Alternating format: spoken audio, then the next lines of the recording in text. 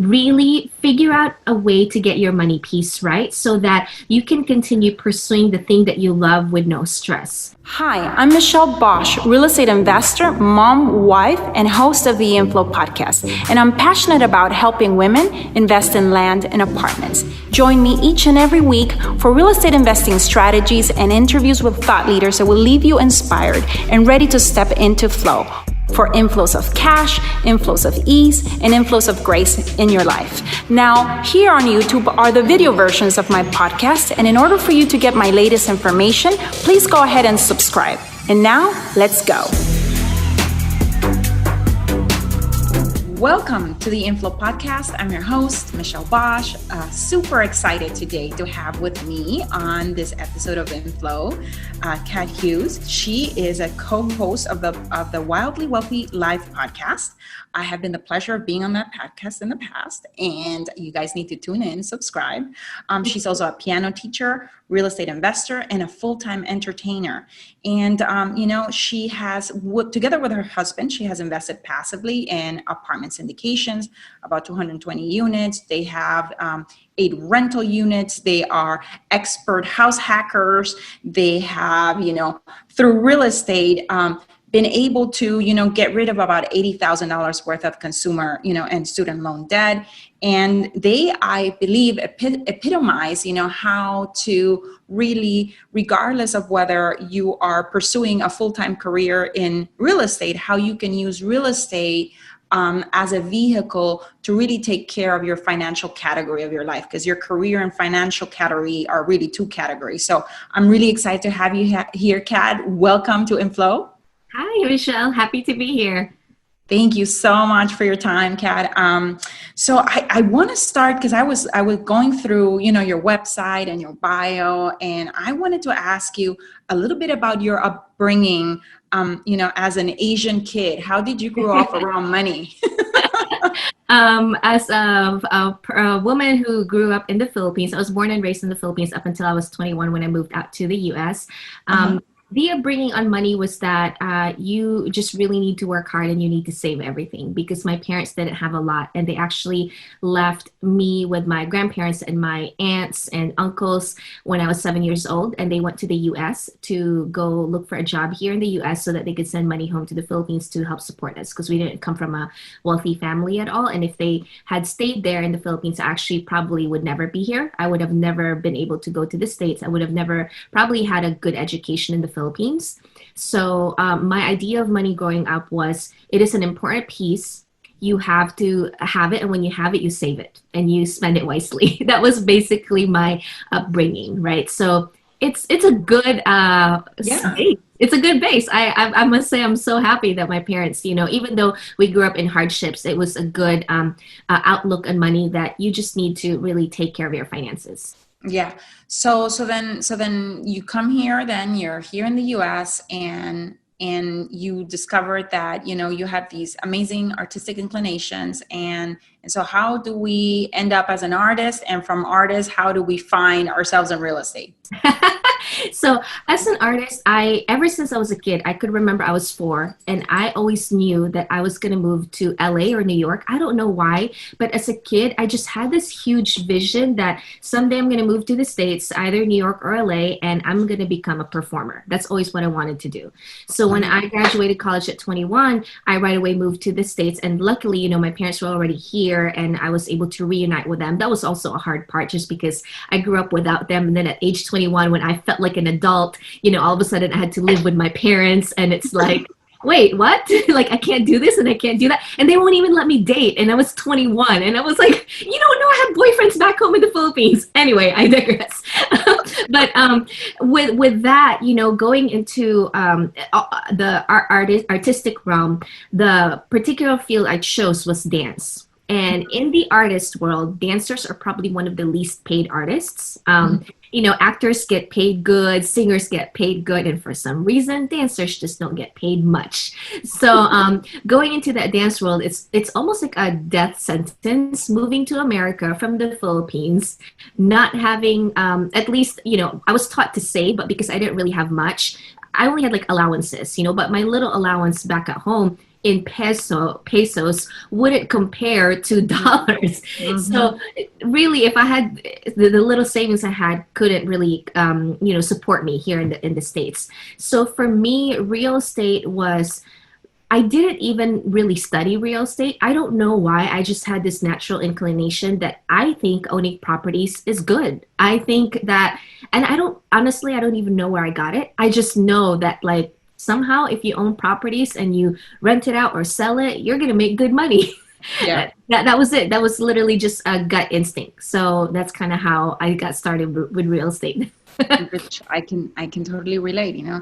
I always say right now I have a saying that I'm like, my goodness, in two generations, well, my mother, me, and now Sophia, we're going from, you know, even back home, when a woman marries, you Mm, have as your last name, you always add the of. Like, for example, my mother's name is Gloria, and her mm, maiden name was Funes. And now that she was married, she was Ana Gloria Funes of Madrid. yeah. And you go from that generation being almost like property of Hmm. Madrid Hmm. Right. to owning property. So from being property to owning property, Yeah. in Yeah. two generations. So yeah, it's incredible. So okay, so then you become a dancer. You decide that you're going to do something in real estate. It could be that inner wanting to own property, and it feels solid. It's tangible. You can touch it. You can see it. Hmm. And then from there, how do you get into your first rental? Or maybe did this all start with maybe a house hack at the beginning? How did it start? What was your first deal? Yeah, so our first deal was our house. It was our home here in Los Angeles. It's a multi-property home. So we live in the front house that has a 3 bedroom, 2 bath. It's actually 4 bedroom because the garage has been converted into a bedroom. Uh-huh. And the back has, behind us is a duplex, and it's a 2 bedroom, 2.5 bath. And before we got even started with this property, I knew that the only way that we could, one, afford this is probably to make sure that there's someone also helping us pay for the rental, because being in Los Mm, Angeles is really expensive. And two, I knew that we couldn't really get a good deal, especially on rates and all that, if we didn't get rid of our debt and, get our interest, our credit score up and all that. So we really tackled, first of all, our $80,000 in like consumer debt and student loan debt. And it was more on my husband's side, just because, again, like, when I came here, I didn't really know much about like credit cards because I wasn't exposed to credit cards in the Philippines. And when I came here, I was like, a piece of plastic that you could charge and not have to worry about? That's amazing. So I didn't really know that until I got here. And, of course, when you marry, you also marry people's debts. So and I love my husband, and I'm so glad he's really on board with me with like tackling debt. And so we did that together, and as soon as we tackled debt, we purchased the house. And again, it was a gut instinct. It was like, mhm, I know I can't afford this house, so we need to have something behind us that's helping us pay for the mortgage. So that's house hacking part one. mhm, My brother, who also grew up in the Philippines, actually moved to LA a few years later, and my mhm, aunt also moved to LA a few years later.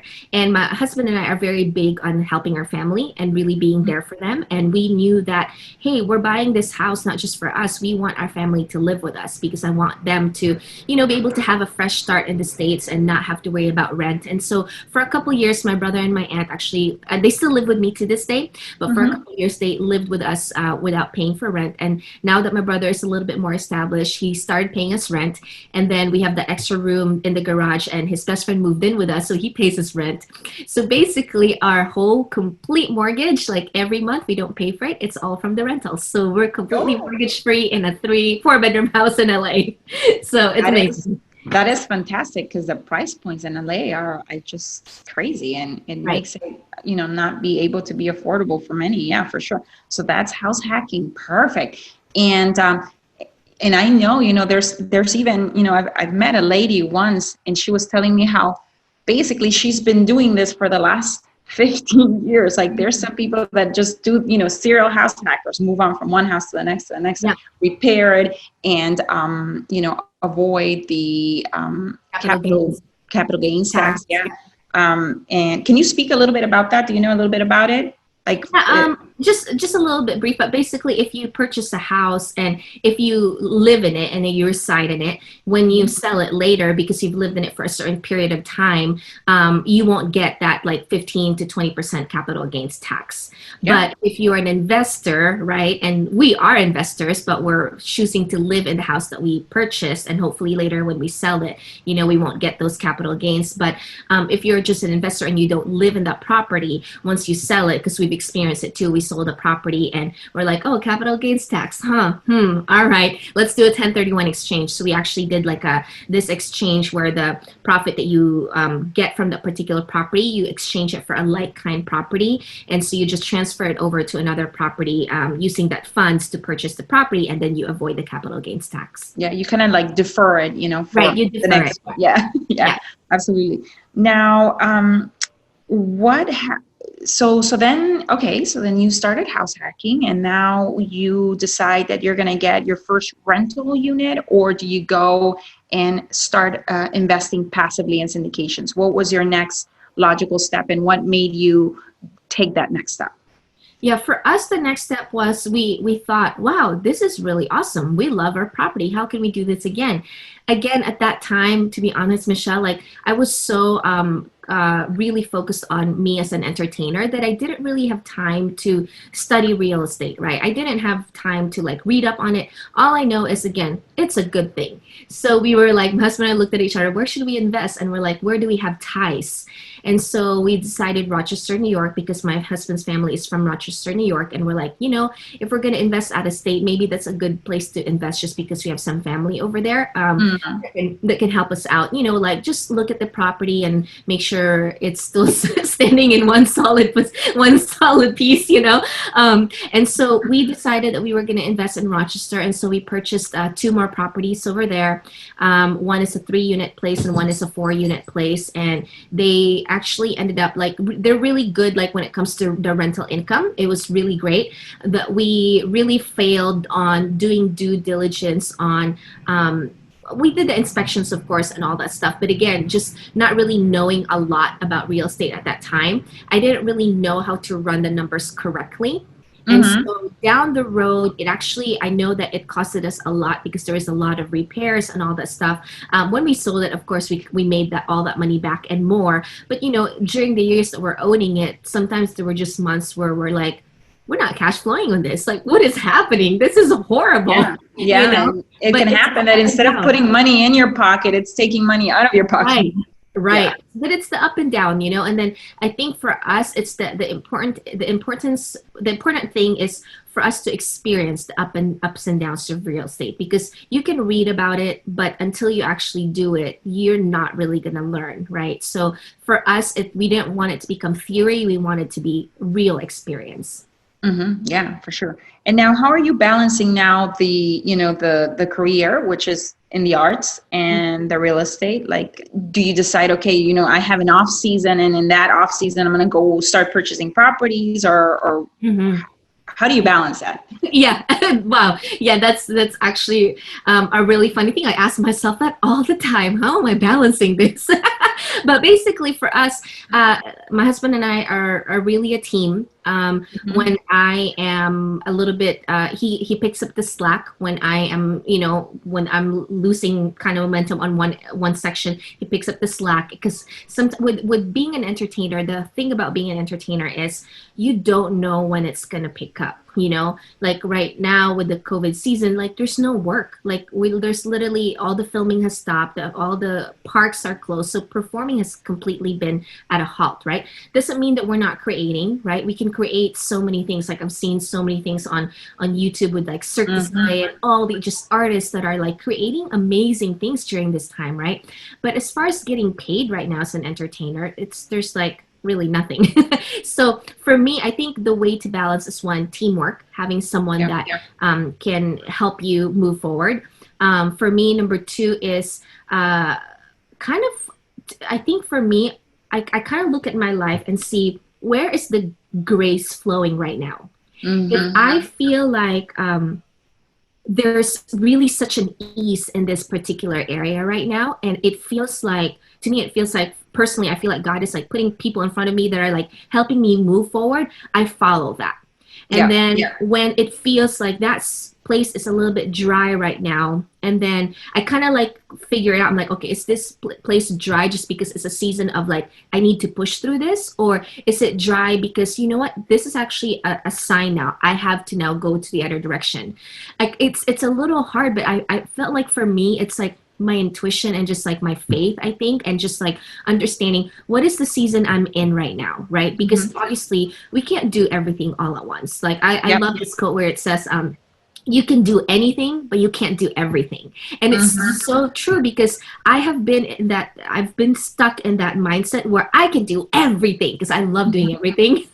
Sometimes I'm like, what am I going to do with my life? Because I love being outdoors. I love this. I'm just like, I love everything. I'm one of those people who like, I never get bored, because you can literally can put me into anything. And I'm like, I'm gonna find something good in that. Let's do it. Yeah. You know, I'm like underwater basket weaving. Let's do it. I love that. So like just anything, right? So I think for me, balancing things is teamwork, and then following where grace is flowing. And then when it's a dry season, figure out, is this a place where you need to push through, or is this a season where you need to reevaluate where you're at and then maybe put your energy into something else. I absolutely love that, because that is, a very feminine approach, in that you're not trying to force the expansion in a specific place. Like if there is some resistance, you're like, okay, is it my own mental shit around money, Right. or whatever it is, or in I need to push through, like you said, or is it the universe redirecting me, and that's just part of being kind of like plugged in, like following your intuition, or spur of the heart, and figuring out which is the best way to go. We've, for years, I remember Jack and I were all about this forceful expansion without knowing it, of course, you know what I mean? And then we're like one day, man, shit, I'm tired of this, it's like almost like pushing against gravity constantly, let's like flow with gravity instead, you know what I mean? Yeah, totally. Because it's life pushing us in a different direction, and but sometimes it's this upbringing, like you say, of like, no, you gotta see things through, and sometimes yes, you do have to see things through, and you gotta push forward, but sometimes it's also wise to just reflect and think about, well, maybe it's that I'm supposed to be doing something different. We've launched programs in the past where we're like, because we're like, okay, no quitting, the Bosches don't quit. We stick to something, and we're like, okay, this is like going against gravity, man. And so we've learned now to, when we see that constant pushback or resistance from just the universe and circumstances, we're like, okay, is this a moment where, okay, we're about to up level, and because we're about to up level, everything seems to be going bad, because that's usually what happens before there's a breakthrough. There's this dark night of the soul moment. Yeah. Then it's like, okay, no. So it's having that wisdom to distinguish the difference. It's been and it's sometimes not just a mental exercise. It's like, it's just a feeling, like you said. It's intuitive. And I just have a quick story, because I feel like I'm really going through that right now. I was teaching piano part-time since 2017, and it's very part-time. It was just like one of those ways for me to kind of have some extra income while I'm going in between my performing jobs, right? Because again, as an entertainer, it comes and it goes. And with all this COVID thing happening, all of a sudden we're home, and I'm like, what am I going to do? Because I'm not working, right? Of course, there's real estate. And actually, right before the COVID season hit, I had just finished my master class on notes, and actually was able to close on my very first note deal, which is awesome. Oh my gosh, you have to tell us about that too. Okay. Yes. but it's like, I'm home. What am I going to do? Because there's no auditions, there's no entertaining, and okay, I'm going to go look for notes and whatnot. But like, what else can I do? So then I started really investing more of my time in my piano teaching business. And literally, I can't even tell you, Michelle, this is so crazy, but like in about a month's time, I went from having 3 regular students from my part-time teaching since 2006, like my long-time students that have been faithful, being there every single week, to about 40 students right now. And like Wow. literally it's crazy. It's literally like I'm like, what is happening? This is just overflowing. I don't even know what's happening. Like I can't. So then that's what I'm talking about, where the grace literally just like it overflowed for me in that section, where now I looked at my husband, I'm like, okay, so when all this is lifted, what am I going to do with my life? I have a choice whether I tried to figure out how to fit all of my 40 students into my schedule, plus being an entertainer, plus being a real estate investor, or let me look at my life and say, is there anything in my entertaining world that I can give up? And here's the thing. I've been brought up to think that quitting is not an option, just like you. Yeah. You know, the boss just don't quit, right? And I have had this shift in my mentality that I now am thinking, you know what, quitting and saying no is actually a courageous thing. Like it's not always a bad thing. It's very courageous to walk away from something that you know you're good at and you know you're passionate about too. But what if you're passionate about a lot of things, right? But then that's not where the grace is leading you anymore, because I still love dance. But I've had this thing where I'm like, you know what? I think I can let dance go. I love it, but you know what? I don't need to pursue it anymore. I've done it. I don't need to pursue it. So when all this thing is lifted, I'm not going to actively go for dance anymore. I've just made that decision, and it's okay. I'm okay with it, you know? And it's hard, and I think about it, and it sometimes it makes me like grieve inside because I love dancing so much, but at the same time I'm like, but if I really take into account what I've done as a dancer, I'm like, I actually feel good about it. Like there's no Mhm. need for me to move towards that direction anymore, especially when grace is opening up for me in another section. So Yeah. yeah, that's my. Do you think that that's a decision that basically it was a hard decision that you could have made earlier, but because you weren't having kind of like your back against the wall, you hadn't made, but it was a long due perhaps decision? I feel like it's definitely been a long, it's like when you've always done, if you're always doing what you've always done and you're like, there's nothing else, like let me just keep doing this. It's kind of like it becomes a routine, right? The Mm, familiarity of things, where yeah, it's hard for you to shift when you're so scared of shifting because this is all you know. But yeah, sometimes when you're pushed against the wall and you have to shift, and you're yeah. realizing it's not such a bad thing. It's really okay, and I'm like finding so much joy in teaching all my students right now. And everything's been online. And I'm like, and the crazy thing is, because it's online, I have so many students from different parts of the US and different parts of the world. I have students in New Yeah. Zealand, in Switzerland, in Indonesia. I'm just like, how is this happening? So yeah, it's been great. Now you have to develop curriculum for all 40, and perhaps, who knows, maybe it's the next investment is, a commercial piece of property to house your new, piano academy or Oh yeah, something no, totally. at some point. Yeah. So even though, virtual is the way to go, there's so many things that have shifted, with this, current COVID situation right now and crisis, that I think so many new innovations and so many new ways of doing business and of receiving education as well are going Mm, to come out that are going to be really, really good. It might not work for everyone. There's some people that really need to be in a classroom environment, face to face. Like nothing replaces that. yep. But these amazing alternatives are coming up as well.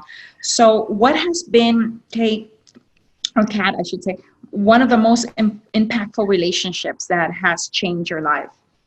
I think I'm gonna go with it's so funny because it's kind of like yours actually, Michelle, when you shared Yeah. with me this earlier today. But my husband, like to be honest, like I actually when I moved to the States as an entertainer, I moved here with a tourist visa. Mhm. So I was given 6 months. I lived in New York for 4 months to pursue dance. I auditioned for my dream school, which was Alvin Ailey, and I got accepted.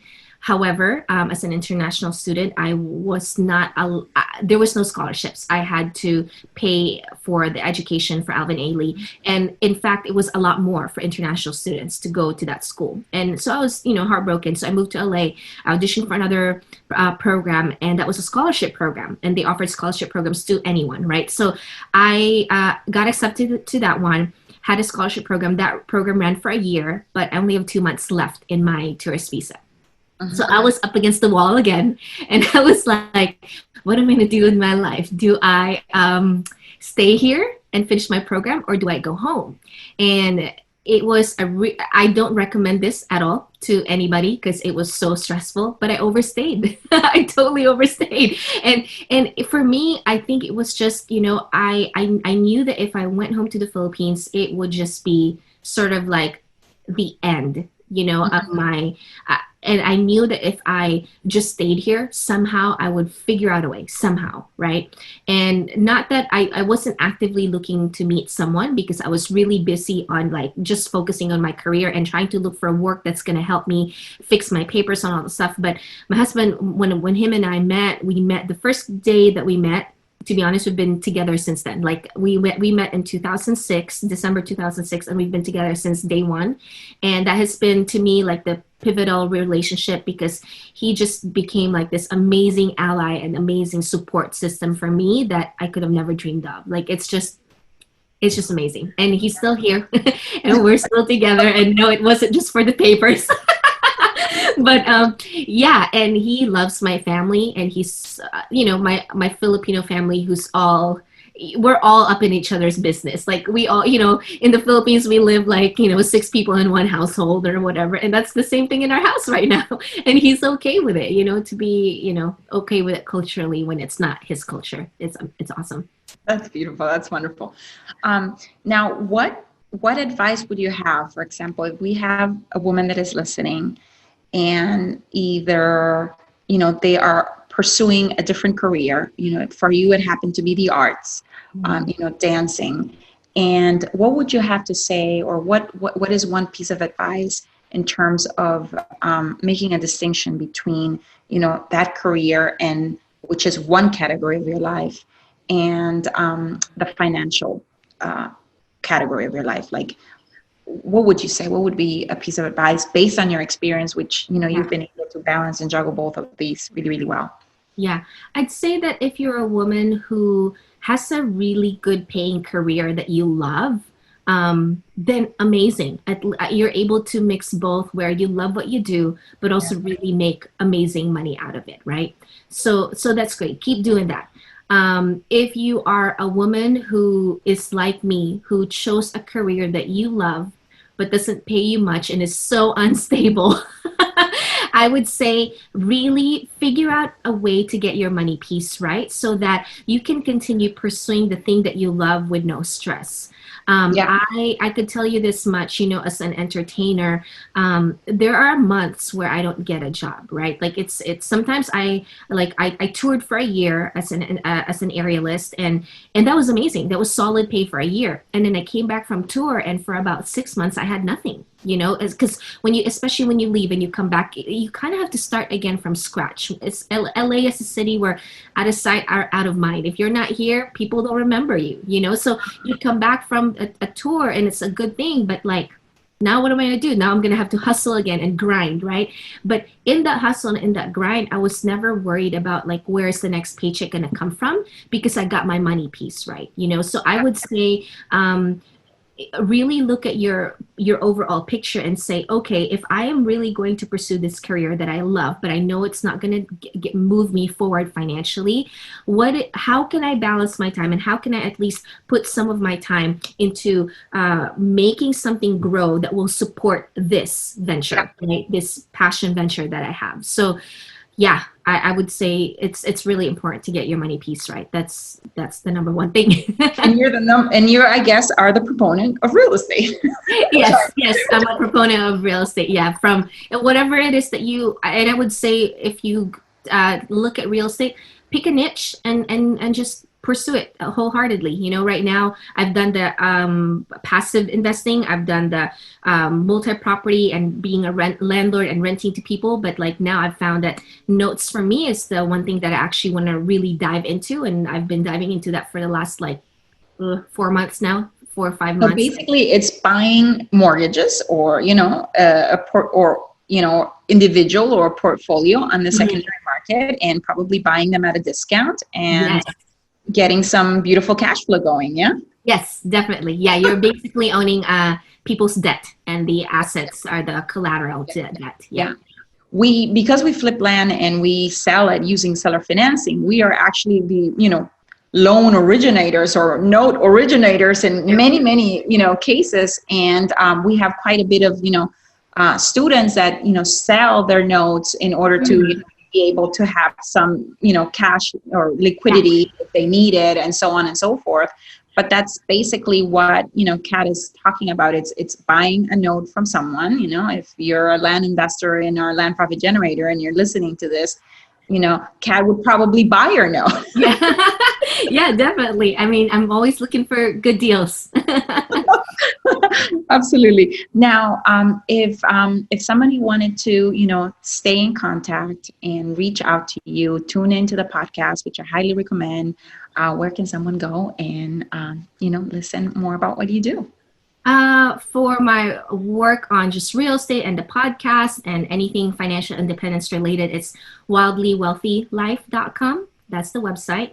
And for my work as a piano teacher, if anyone wants to, check that out, it's katzkeys.com. It's katzkeys.com.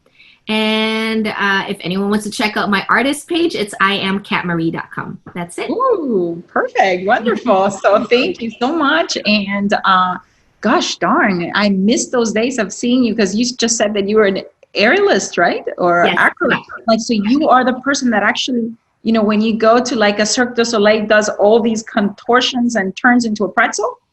I wish I was a contortionist, but I'm very flexible, but I am not contortionist level flexible.